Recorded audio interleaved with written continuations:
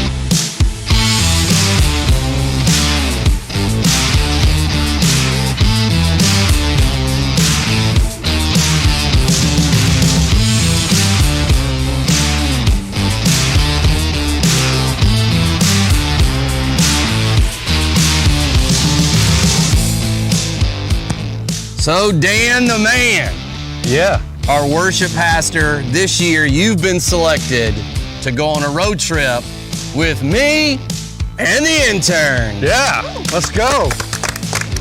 They're not very excited apparently. No, they're not. I was expecting a little more umph. Yeah. That's all right, it's all right. So you know, we told you about a pool party. Well, we're not gonna go to a pool party. We're gonna have a pool party. Come to us! Yeah. Oh yeah! Let's go. Woo! That is all right, baby. All right. So Dan, welcome to the hot tub. Yeah. I mean, it's legitimately hot, right? It is. It is steaming Look at in here. Probably not a good idea in the summer. So here's what we're doing. Here's what we're doing. The whole series is about rumors, like in the Bible, Christians, that people say about them. So what I thought was we would take this hot tub on the road and go find rumors that people say are happening right here in Fort Mill. Yeah, that sounds great. So here's what we're gonna do. Rumor has it there's a Bigfoot in Baxter, and we're gonna go find out if it's true. You ready for this? I'm ready. If I see him, I'm getting him.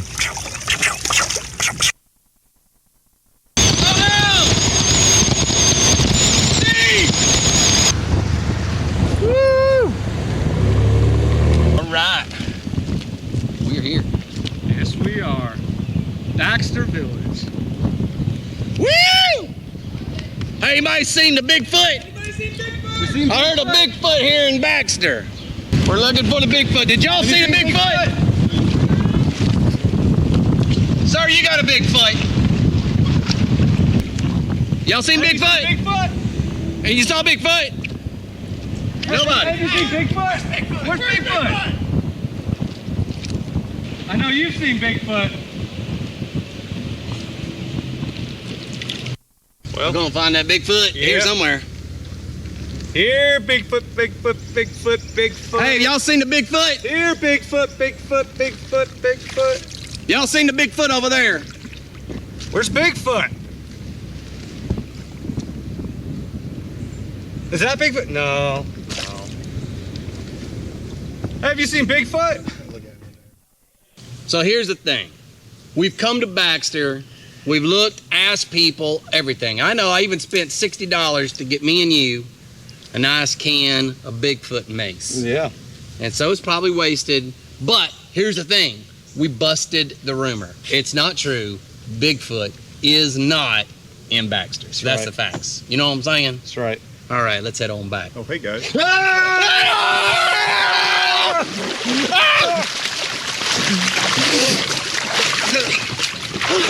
Where'd he go? We got him! We got the Bigfoot! We did it! Woo! So that's a great shoot. Yeah, so good. We got the footage, Yeah. and we got proof now that there might be a Bigfoot That's here. right. Yeah, so I got some bad news. All right. The interns forgot to press record on that last take, so we don't have any proof of Bigfoot. Are you kidding me? Interns. Which one? Which one was it? I could see that. Yeah. That totally makes sense. Well, How do you follow that? You know what I mean? It's like, I told him in the run through this morning, I'm like, I'm expecting a lot of people just to stand up and be like, yeah, we're just not doing this today. We're out. Come on, kids, come on. We're not staying here. My big takeaway from that video, if you guys could just be in prayer for Chris. I mean, he is so far beyond our ability to fix at this point. That idea, wow, that's all I can say. So, super glad that you're here this morning. If you're joining us online or obviously right here in person, thanks for staying. My name's Ridge. I get the privilege of serving here on staff in a couple of different ways. I get to work with our students and oversee Caleb Rupp and all the incredible stuff happening with Spark and in middle school.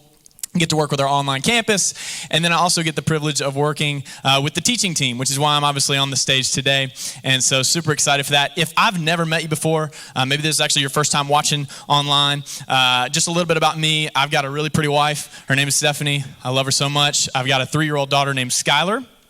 And for our family, and we're a super tight-knit group, today is a very special day for us because today, June 27th, is my mom and my Nana's birthday. So you guys make some noise. My Nana's right here in the third row. My mom was at the first service. So yeah, we're celebrating birthdays today. And as I mentioned, part of my role is that I get to work with students, and Caleb Rupp is our middle school director. He does an incredible job, and I just wanted to quickly celebrate and honor them. If you're a middle school parent and you're like, man, why did they not have Spark today?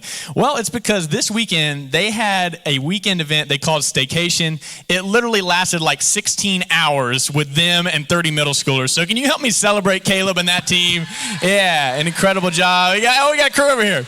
We got a student section, and if you're new to our church, one thing that you'll learn very quickly, and I love this so much, is that we really invest in kids and in students. We don't see that as an afterthought. It's not babysitting during the big church service. It's something that we really believe God uses to change lives. So you guys are awesome and good stuff this weekend with Staycation. Now, on to the summer road trip. As Ashley mentioned, this is our 4th season, our 4th summer doing it.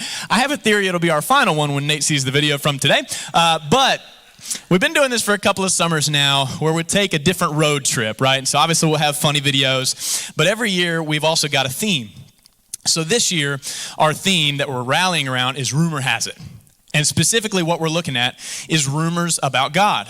Like, what is God really like? What is it like to actually have a relationship with Jesus? What is, and every week is going to be one of the different members of our teaching team.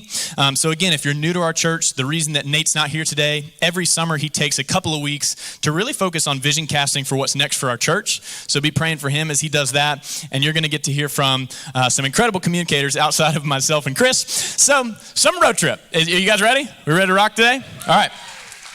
So we're going to look at one of my favorite stories in all of Scripture today. And this story is a parable. So it's a story that Jesus told, and this story had a purpose. He was trying to show us and teach us something. So we're going to look at Luke chapter 15. If you want to go ahead and flip there, a little bit of a warning. We're going to read a pretty big passage today. Some of you are going to be like, okay, he's reading the whole New Testament. Okay, so we're going to read like 20 verses or something like that. But this is a story about a father and his 2 sons. You've probably heard it at some point. So we're going to start chapter 15, verse 11. Jesus tells this story. He said, there was a man who had 2 sons. The younger one said to his father, Father, give me my share of the estate. In other words, give me my inheritance. So the father did so. He divided it between them. Not long after that, this younger son got together all that he had, and he set off for a distant country far away from home, and there he squandered his wealth in wild living. After he had spent everything, all the money's gone, there was a severe famine in that whole country, and he began to be in need. So he went out and hired himself out to a citizen of that country who sent him to his fields to feed pigs. He longed to fill his stomach with the pods that the pigs were eating, but no one gave him anything. When he came to his senses, he said, how many of my father's hired servants have food to spare, and here I am starving to death? So he comes up with this plan. Verse 18, I'm going to set out and go back to my father, and I'm going to say to him, Father, I've sinned against heaven, I've sinned against you. I'm no longer worthy to be called your son, so make me like one of your hired servants. But verse 20 says, he got up and he went to his father, but while he was still a long way off, his father saw him and was filled with compassion for him. He ran to his son, threw his arms around him, and kissed him. The son said, Father, I've sinned against heaven, I've sinned against you. I'm no longer worthy to be called your son. But the father said to his servants, quick, bring the best robe and put it on him. Put a ring on his finger and sandals on his feet. Bring the fattened calf and kill it. Let's have a feast and let's celebrate. For this son of mine was dead and is alive again. He was lost and is found. So they began to celebrate. Now, naturally, you would think, okay, if that's how the story ends, that's a pretty cool story. But Jesus was trying to emphasize not just the younger son in this story, but also the older son. So he finishes this story in verse 25. He says, meanwhile, the older son was out in the field. When he came near the house, he heard the music and dancing. So he called one of the servants and asked him, hey, what's going on? Your brother's come home, they replied, and your father has killed the fattened calf because he has him back safe and sound. The older brother became angry, refused to go into the party. So his father went out and pleaded with him, but he answered his father, look, all these years I've been slaving for you, and I've never disobeyed your orders. You never even gave me a young goat so I could celebrate with my friends. But when this son of yours who squandered your property with prostitutes comes home, you kill the fattened calf for him. My son, the father replied, you are always with me, and everything I have is yours. But get verse 32. But we had to celebrate and be glad, because this brother of yours was dead and is alive again. He was lost and is found. Let's pray, and then we'll jump in. Lord, man, we thank you for your parables because they teach us of what we do not know. Lord, you told these stories to show us what God is really like, what the kingdom is all about. And God, I'm believing that just like there were people listening to you speak this that day that needed to hear it, I believe the same is true right here in this room and watching online. And so God, I pray that you would get rid of any distractions that might cause us to not lean in this morning. And I pray that you would speak to our hearts today. We love you, Jesus. Amen. So title for my message today is actually a question for you. Have you ever heard somebody say, what goes around comes around? You ever heard this before? You ever said this before when something happens? Okay, for those of you who didn't raise your hand, we're just like all the room. So you've thought it. If you've never said it, you've definitely thought it. And here's kind of how this operates. So you see somebody that's just a jerk, okay? So like, for example, you're at Starbucks, you're waiting on your order. The person in front of you, just annoying, right? They're terrible to the customers. They're the person who answers the phone and talks super loud so everybody in the building can hear their conversation. And so they go to get their drink and they spill it on themselves. And silently inside, you're like, what goes around comes around. You deserve that because you're a jerk. It wasn't hot coffee. It was iced coffee, so calm down. But my point is, you get excited because you're like, they're a bad person and they deserve something bad to happen to them. That's the concept of what goes around comes around. You do something bad, you deserve something bad. And it's interesting when we consider this question as it relates to God, but before we do that, I was thinking about this idea, what goes around comes around. And I couldn't help but think of a story from my time in college. Some of you are like, well, what is he about to say? So, Pastor Nate has tried several times from this stage to say that I didn't go to college, and I did. My parents will tell you, they paid for it. But here's what happened when we were in college. So how many of you have ever heard of intramural sports in college? Ever heard of this? Ever played them? Okay. For those that are confused on what this means, intramural sports is basically an opportunity for kids who wish they were athletes to pretend they were athletes, okay? That's kind of what it is. So you're not good enough to be on the football team, so you're on the flag football team. Side note, I'm not attacking any of you parents, but put a helmet on them and let them play real football. But you're on these intramural teams and you're pretending to be an athlete. So, of course, me and my buddies were all about it, right? Like, we were super fired up. Our team name was the Pirates of the Caribbean. So we get this email one day that they're actually going to be doing a flag football tournament in the spring, which is very unusual. They usually have the season in the fall, but they said, hey, we're doing something we've never done before. We're going to do a spring tournament. So me and my buddies, we get super pumped about this. Like, we're like filling out our roster. We're figuring out like, oh yeah, he sucks, don't invite him. So like we're like filling it all out, you know what I mean? It's true. I mean, you can say what you want, but like, I'm competitive. I'm not there to make friends. So we're like filling out our roster, and it hits me. I'm like, man, we need something to push us over the edge. And then it dawns on me. I'm like, guys, I got a plan. How many of you know that phrase is like almost always going to lead you in a bad direction when someone like me stands up and says, I got a plan. So I'm like, guys, I got a plan. Smitty. We will get Smitty on this team. And all my boys knew Smitty. By the way, Smitty's real name is Sam Smith. He and his wife go to our church. They're amazing. He's my best friend. I love him. And so my boys were like, dude, we know Smitty, but you know that he can't play in this tournament. Because Smitty would hang out with us on the weekends, but he went to a different school. So when it comes to intramural sports, that's literally the only rule. It's like, you cannot play in this game unless you are literally an active student. And so what they would do, and to me, this is just insane, but they would literally check your student ID on the field before the game. It's like, okay, TSA, we're just trying to play football here. But you would literally take your ID to the field. If you forgot it at home, they literally would not let you play. So we get to the field that day, and they're like, all right, what's the plan? What are we going to do? And I said, trust me, I got a friend named Christian, and I'm not saying he looks exactly like Smitty, but he looks enough like him to get through check-in. So I gave him $20, and now I have his ID, and we're going to check Smitty in. And that's what, and they're sitting there like, dude, you seriously think this is going to work? Like, these people are crazy. One of us, maybe the one speaking, got their ID taken for something similar in the past. So I'm like, dude, it'll work this time. I got a plan. This guy, he looks enough like Smitty. So we're there at the check-in, and we're really trying to sell it. Like, you're warming up, and we're like calling Smitty Christian, you know. Hey, Christian, catch this. Trying to be like loud. One of my friends called him a Smitty, and we're like, stop. His name is Christian. We love you, Christian. So we go to check in, and I go first. I'm like, okay, let's just get this over with, because I'm nervous for Smitty. You ever been nervous for someone? Terrible feeling. So I'm like, all right, just check me in. It's good. So here comes my friend Hayden, my friend Brennan, and now at this point, you ever like had a group of people staring at something you shouldn't be staring at? So all of us are just like staring at the check-in, and we're just like, oh, just checking it out. And I'll never forget, Smitty takes this ID. And he actually told me this week when I told him I was preaching this, he was like, bro, I had my thumb over the face of that thing. I was so nervous. So he hands it to the lady, and I'll never forget, she looks at it, she looks at Smitty, she looks back at the ID, and I'll never forget what she said. She said, thanks, Christian. Have a great game tonight. And me and my guys, we were like, we couldn't show them that we were excited. We're like, you ever like scream but you can't yell? You know what I mean? Because it's like, okay, he passed check-in. What is he a prisoner? Like, what's the deal? So we're out of our mind excited. We're in the tournament, Pirates of the Caribbean. We got Smitty. He's big. He's got a beard. Only problem, we lost every game of the tournament by double digits. It was not even close. It was like the Life Point softball team. I think they're wearing blue this year. Like, they get blown out every single week. Yeah.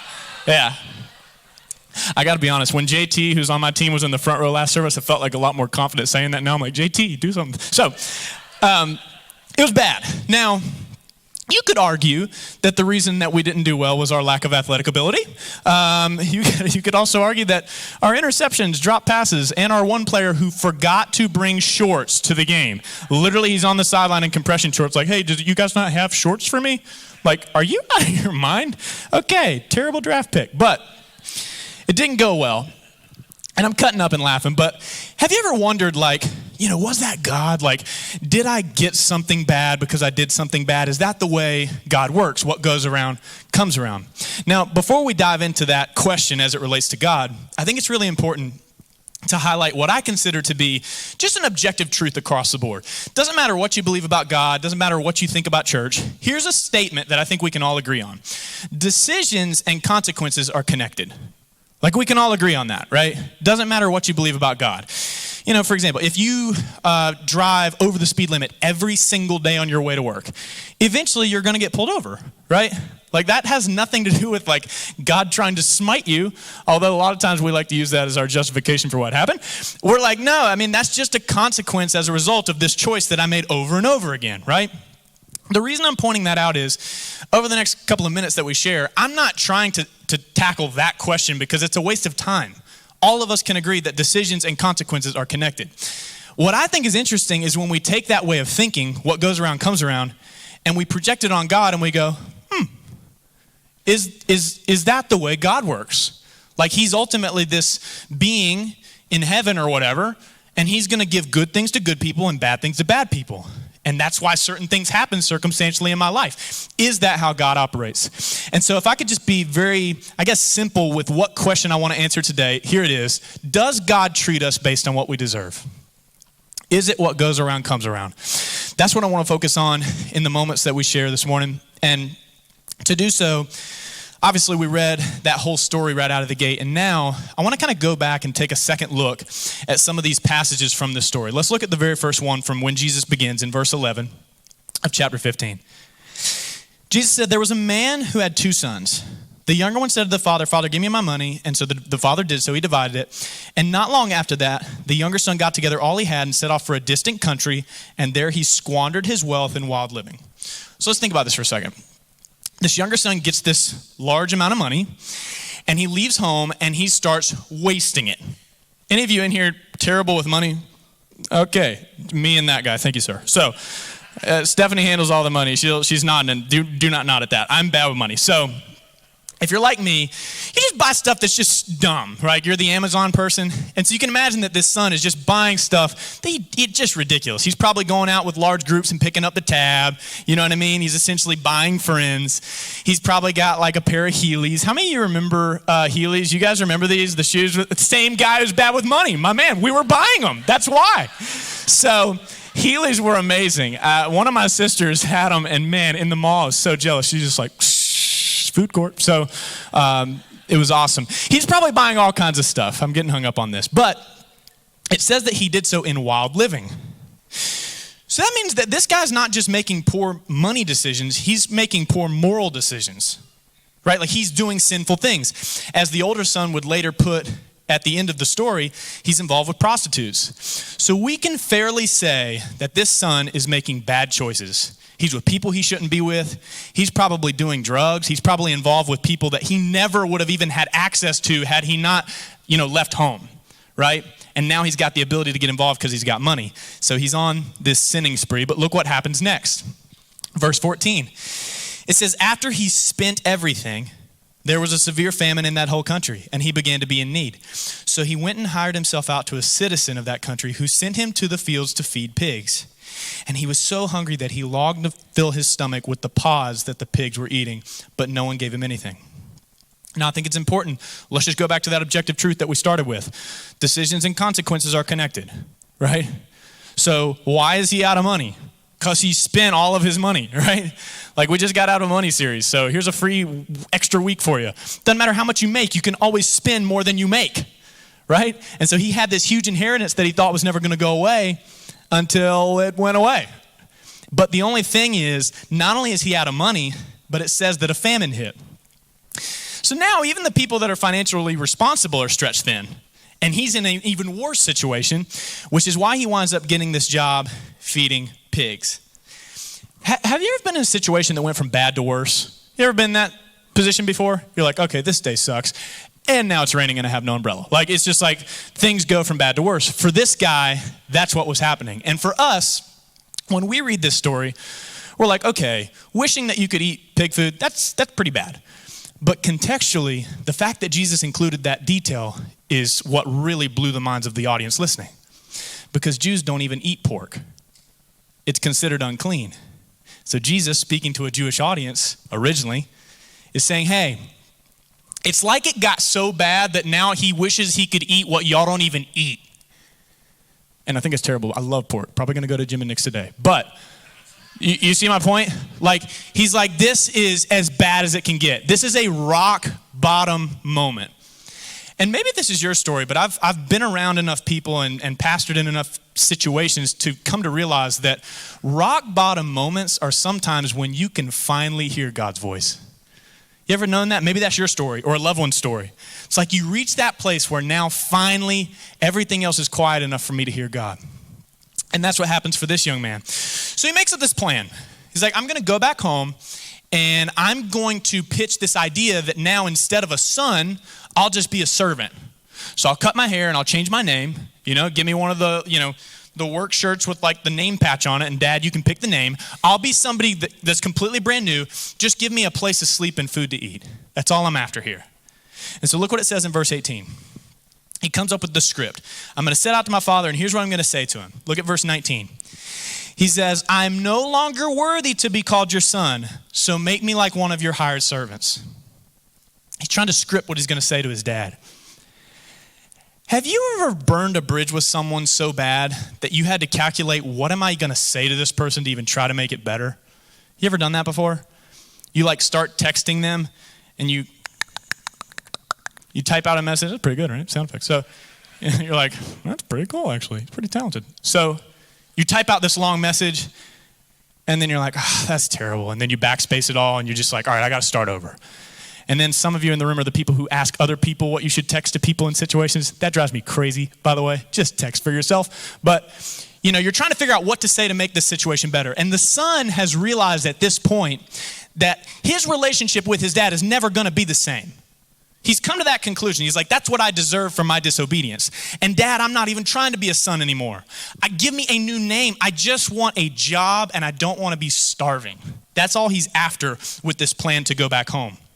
But it's at this point in the story that things take a dramatic turn. Up to this point, everybody who was listening to Jesus share this story would have been like, this is great. Great sermon. Love it. This is great. Don't be like that guy. Terrible guy. But then, look what Jesus said in verse 20. So the son got up and went to his father. But while he was still a long way off, his father saw him and was filled with compassion for him. He ran to his son, threw his arms around him, and kissed him. Like, what? Everybody that was listening at that point would have been like, what? That's not how Jesus, dude, wrong story. That's not how the story ends. That's not how it's supposed to go. Because what goes around comes around. And this guy is terrible. He doesn't deserve to be treated like that. That's not the way this story is supposed to go. And yet Jesus is the one who wrote this story. He made it up. And what I found so interesting when I was looking at this passage in preparation for this morning was a detail right there in the middle of verse 20. Where it says that he was still a long way off. Look what it says. His father still saw him. And as I was thinking about that, I realized that there's only one possible way that this father could have seen this son. He had to be looking for him. There's no other way that you would see him from the distance.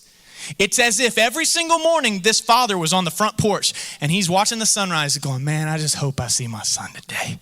I just want him to come back so bad. God, would you bring him back? He's praying, he's dreaming, he's hoping. Nothing in this world could make his heart jump for joy more than seeing his son come back. It's clear that that's the father's heart. But here's the detail that we so easily overlook when we read this story. We're like, yeah, this is a pretty cool dad, a pretty good guy. He's running after his son. But again, if you consider the context of Jesus speaking this to a Jewish audience, here's what that audience knew that you and I should also realize. Jewish men did not run under any circumstance. They didn't run. And here's why. If you were going to run, you had to hike up your tunic so you wouldn't trip. And as you were then running with that hiked up, everybody would see your bare exposed legs. In their culture, that was degrading, dishonorable. It's like, dude, you're making a fool of yourself. You are a clown. That's what people would have thought had they seen a Jewish man running. And Jesus suggests that this father did that without a care in the world. It didn't matter that this son had screwed up. It didn't matter that he didn't deserve this. This father's like, I don't care about any of that. My boy is back. I don't care. Laugh at me. Take pictures and post them on. I don't care. This is my son. I'm so excited that he's back. And that's why in verse 31, I think I missed one.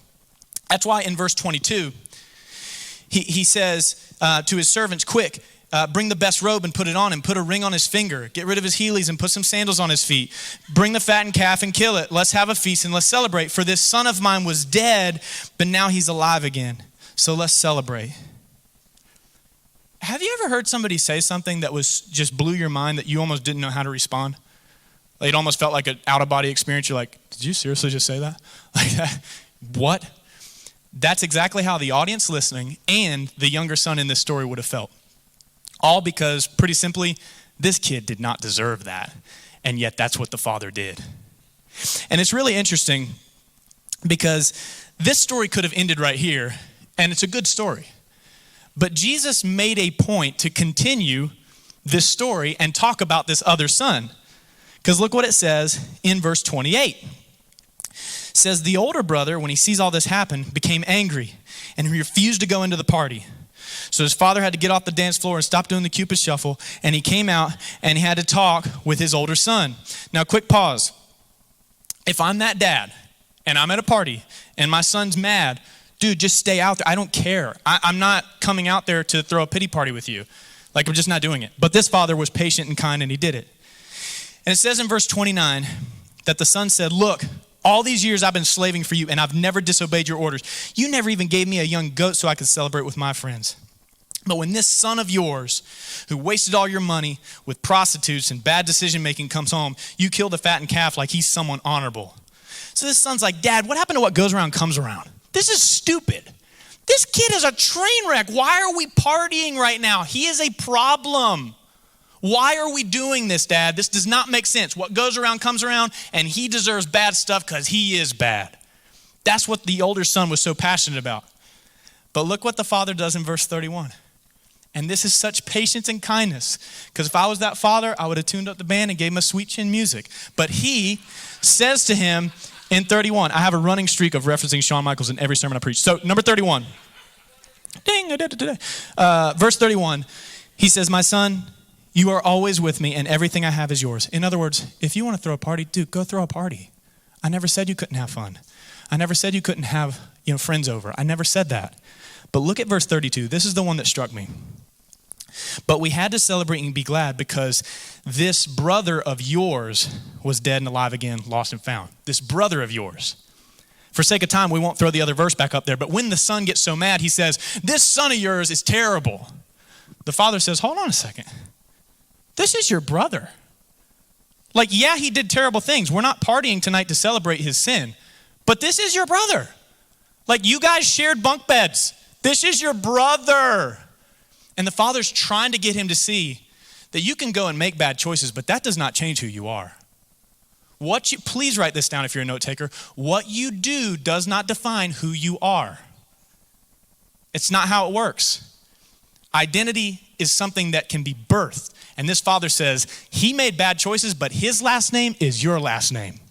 So you better put your dancing shoes and come inside. That's what I would have said. He didn't say it like that. But as you think about this story, here's why I think it's a great passage to consider this question of, does God give us what we deserve? What goes around comes around. Because as in any parable that Jesus taught, one character represents God and the other characters represent us. So it's very clear in this story, this amazing, incredible father represents God.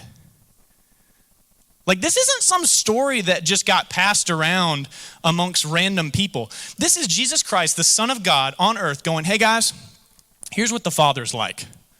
That's God. Now the two sons represent me and you. And the interesting thing when you look at this passage, at first glance, you're like, man, these sons are so different. Like, there's one that's good and there's one that's bad, and God loves them both. But really, this story is a great example that your brokenness might look different than mine, but we're both broken. You see what I'm saying? The younger son, his was more obvious. And there's people like this in the world, right? Their issues are very out there, right? For this younger son, it was prostitutes and bad decisions. But for this older son, it was sneaky. It was pride and a bad attitude. But both are broken. And so this audience that was listening to Jesus, I wish I had more time. I'd preach the beginning of chapter 15 because it says there was tax collectors and sinners as well as Pharisees and religious leaders all listening to Jesus tell this story. So what is Jesus trying to do? He's trying to say, hey, this is a story about you, right? Because your sin might look different than mine, but we're all broken. And by the way, I wish I had time to preach this too. Christians are really weird about color coding sin, right? Really weird. Like, yeah, I mean, cheat on my taxes, but I don't cheat on my wife. Come on. Like, this is my sin's not hurting anybody except you, which is another sermon for another day. But you get my point. Like, we get weird about, well, they're worse than me because they did this. This is like, no, both sons are broken, yet the Father loves them anyway. In light of that, here's the one big takeaway I would encourage you to write down and think about this week when you reflect on this story. God doesn't give you what you deserve. He gives you what he desires. Man, that's the kind of Father God is. He doesn't give you what you deserve. He gives you what he desires. Newsflash for you. This is going to sound really doom and gloom. If God gave you what you deserved, you'd be dead. You're like, I'm not that bad. The wages of sin is death. Scripture is very clear about that. We would be completely obliterated if it was about what we deserve. But clearly it's about what this father desires. Because otherwise, this younger son would have never gotten back into the family. And so I don't have much time, but I want to mention this because I think this is important. There's danger in doing life and seeing God through this lens of what I deserve and what I earn. It's dangerous to do that.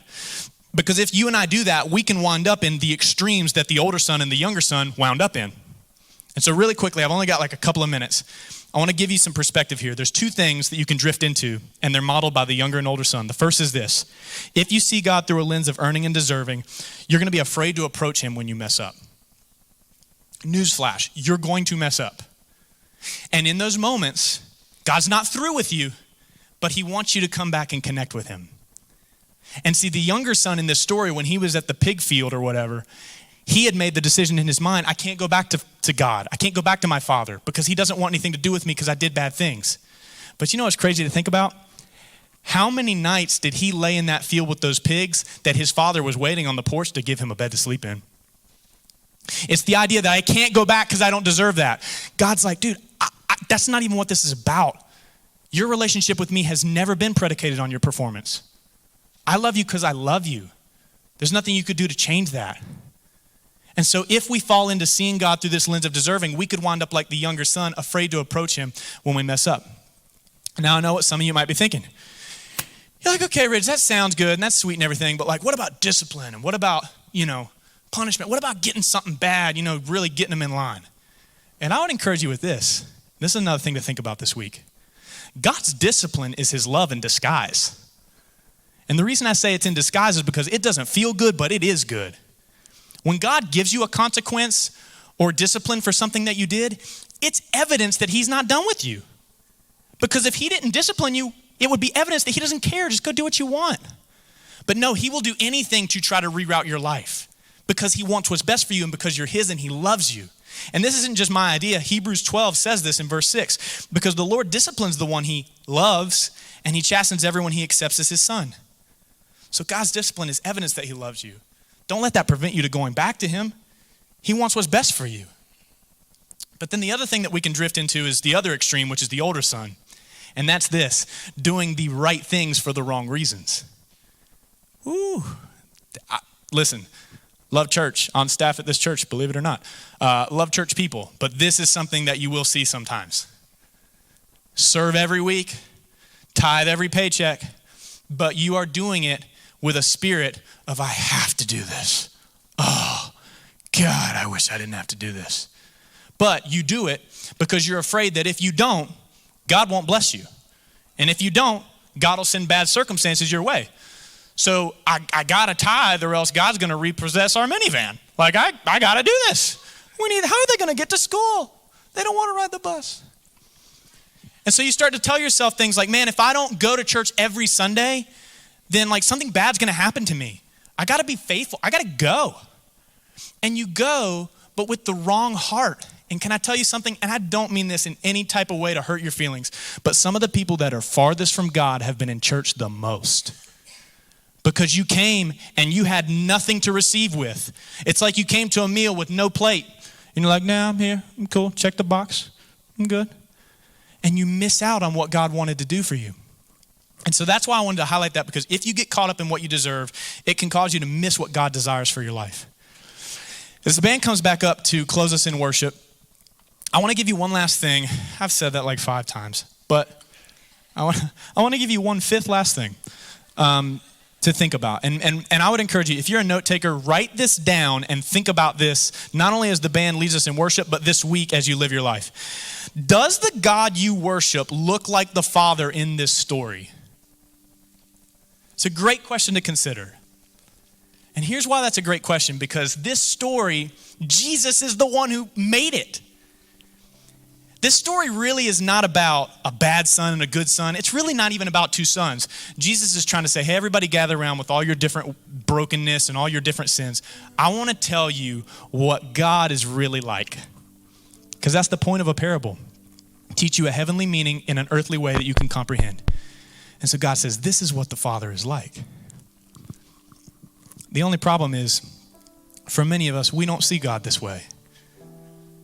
If we're honest with ourselves, some of us feel like the older son in the story. We're like, man, this is a terrible sermon. People are going to go sin like crazy and think God will still love them. You're terrible, Rich, and get a haircut. Some of you are thinking that. But here's what I want you to think about. This is going to come as a shocker. I'm not a counselor. So I don't know what caused you to start looking at God the way that you look at him.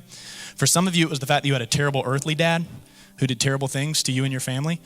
For some of you, it's the fact that you've had bad experiences in church in the past. Again, it's not my place to sit here and tell you how you got to that point, but it is my job as a pastor and as a leader at this church to tell you this. If your view of God doesn't line up with the Father in the story, you've got to reconsider how you look at God. Because you could live your whole life and not see God for how really amazing and good and loving and kind he is, and how miserable that would be. And how terrible it would be if there's people right now in pig pens, whatever that looks like for them contextually, that are afraid to go home to a God that they think wants nothing to do with them. And the whole time God's like, man, I wish they'd come back to me. I love them so much. So as we get ready to close, we're going to sing about the goodness of God. And I just want you to consider this is the sixth final thing. This is the bow on the present. I want you to think about the fact that God not giving you what you deserve, but what he desires, that is the essence of the gospel. That you and I, broken in our sin, unable to fix what our disobedience and bad choices caused, God looked at and said, instead of them paying for it, which would cost them everything, death, I'm going to send my perfect son in likeness of man. He's going to live a perfect life, and he's going to die a death that they deserve because I love them that much. And that's what Jesus came and did for me and you. And he rose from the dead. And now our message is simple to the world. Our message to the world should not be, hey, do better and try harder because God's going to get you if you don't. Our message to the world should be, this Father is so in love with you that no matter how broken you are, he'll take you in and he'll help you. And he loves you. And he wants to give you a new name. That's who God really is. And so with that in mind, as the band gets ready to sing about the goodness of God, let me pray for you. Lord, thank you for this story. Because Lord, if we all are honest with ourselves, it's our story. Whether the younger son, the older son, or maybe a little bit of both. If we're all honest when we look in the mirror, we do not deserve what you've given us, God. You're too good. But I pray right now for anybody, Father, who feels far from you, let them know that you're on the porch waiting and you have not given up hope on them. And for anybody, Father, who has their arms crossed today, they're coming every week, but man, they don't want to open their heart. I pray that you would tenderly remind them, hey, I love you. Everything I have is yours. So Lord, we thank you for these moments that we share, and we push aside all distractions and worship you in this moment. Amen.